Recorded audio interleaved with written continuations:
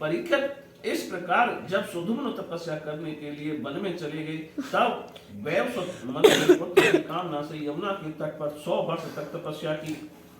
इसके बाद उन्होंने संतान के लिए सर्वशक्तिमान भगवान श्री हरि की आराधना की और अपने ही समान 10 पुत्र प्राप्त किए, जिनमें सबसे बड़े इक्ष्वाकु थे, इक्ष्वाकु थे।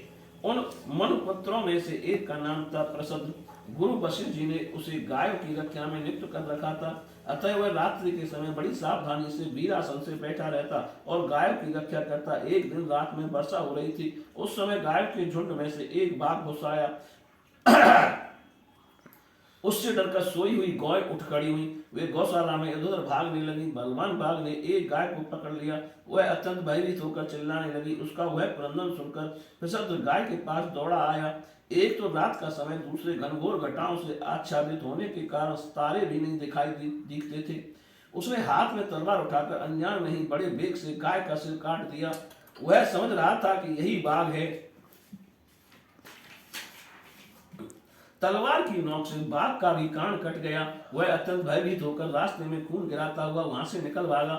शत्रुदमन वृषध्वज ने यह समझा कि बाघ मर गया, परंतु रात बीतने पर उसने देखा कि मैंने गाय को ही मार डाला। इससे उसे बड़ा दुख हुआ। यद्यपि वृषध्वज ने जानबूझकर अपराध नहीं किया था, फिर भी कुल पुरोहित वशिष्ठ जी ने उसे शाप दिया कि तुम इस कर्म से क्षत्रिय नहीं रहोगे, जाओ शूद्र हो जाओ।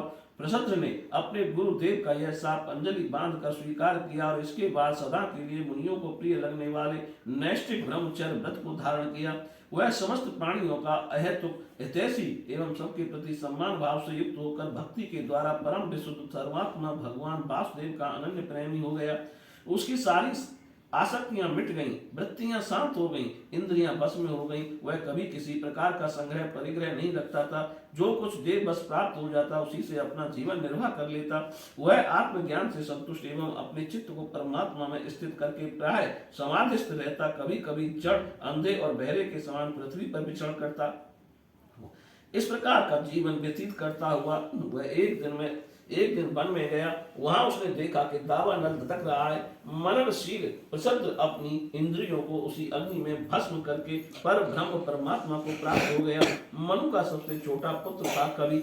विषयों से वह अत्यंत निष्प्रह था।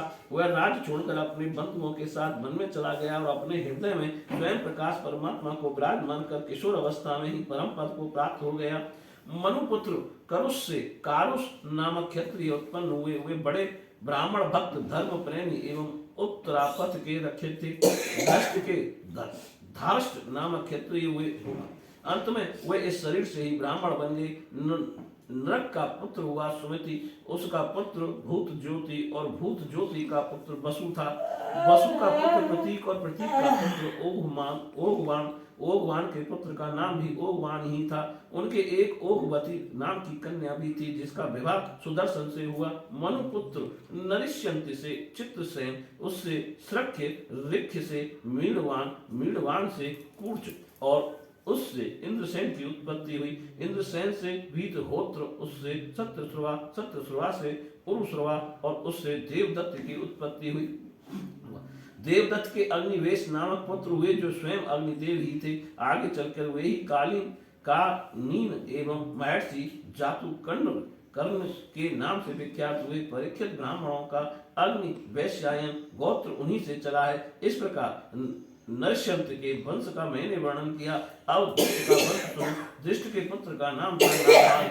यह उस नाभाग से अलग है जिसका मैं आगे वर्णन करूंगा। वह अपने कर्म के कारण वैश्य हो गया। उसका पुत्र हुआ भलनन और उसका वत्सप्रीत। वत्सप्रीत का प्रांशु और प्रांशु का पुत्र हुआ प्रमति। प्रमति के खनित्र, खनित्र के चाक्षुक और उनके विवन शांति हुए।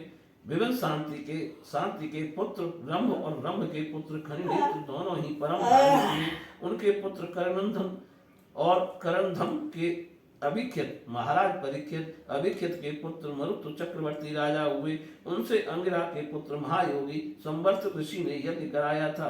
मरुतन का यज्ञ जैसा हुआ वैसा ही किसी का नहीं हुआ। उस यज्ञ के समस्त छोटे बड़े पात्र अत्यंत सुंदर एवं सोने के बने हुए थे। उस यज्ञ में इंद्र सोमपान करके मत वाले हो गए थे। दक्षिणाओं से ब्राह्मण तृप्त हो गए थे। उसमें पर परसने वाले थे। मरुदगण और विश्वेदेव सभासद थे। मरुत के पुत्र का नाम था दम। दम से राजवर्धन, उससे सुधृत और सुधृति से नर नामक पुत्र की उत्पत्ति हुई। नर से केवल, केवल से बंधुमान, बंधुमान से वेगमान, वेगमान से बंधु और बंधु से राजा तृणबिंदु का जन्म हुआ। तृणबिंदु आदर्श गुणों के भंडार थे। अप्सराओं में श्रेष्ठ अलम्बुआ देवी ने उसको वर्ण किया, जिससे उसके कई पुत्र और इडबिडा नाम की एक कन्या उत्पन्न हुई। मुनीश्वर विश्वा ने अपने योगेश्वर पिता पुलस्त जी से उत्तम विद्या प्राप्त करके इडबिडा के गर्भ से लोकपाल कुबेर को पुत्र रूप में उत्पन्न किया। महाराज तृणबिंदु के अपने धर्म पत्नी से 3 पुत्र हुए, विशाल, शून्य बंधु और धूमकेतु। उनमें से राजा विशाल वंशधर हुए और उन्होंने वैशाली नाम की नगरी बसाई। विशाल से हेमचंद्र, हेमचंद्र से धूम्राध, धूमाक्ष से संयम और संयम से 2 पुत्र हुए, कृशाश्व और देवज। कृशाश्व के पुत्र का नाम था सोमदत्त। उसने अश्वमेध यज्ञों के द्वारा यज्ञपति भगवान की आराधना की और योगेश्वर संतों का आश्रय लेकर उत्तम गति प्राप्त की। सोमदत्त का पुत्र हुआ सुमति और सुमति से जन्मेजय। ये सब तृणबिंदु की कीर्ति को बढ़ाने वाले विशाल वंशी राजा हुए। बोलिए श्री कृष्ण भगवान की जय।